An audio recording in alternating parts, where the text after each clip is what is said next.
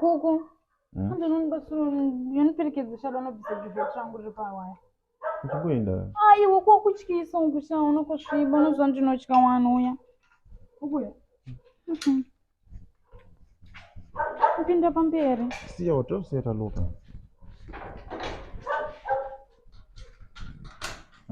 Pinda pamberi.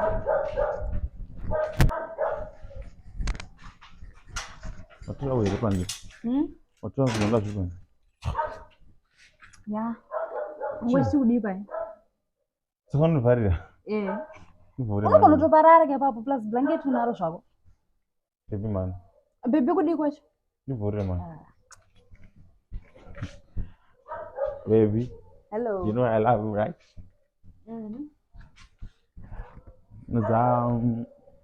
Mchato manje.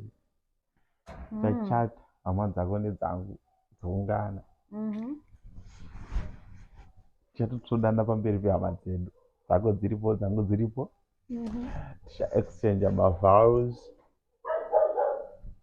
Tichataura ma-vows achataurwa napastor whoever anenge aripo achichatisa. Mufundisi. Ndobva ndazotaurawo angu.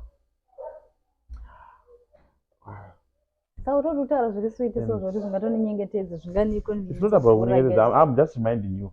Panze ndo pandotaura zvangu. But I'm just reminding you kuti baby, you know,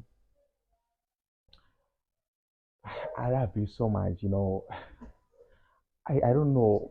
Because Umechionererwa ka. Man, nduzidza ndowata panze man.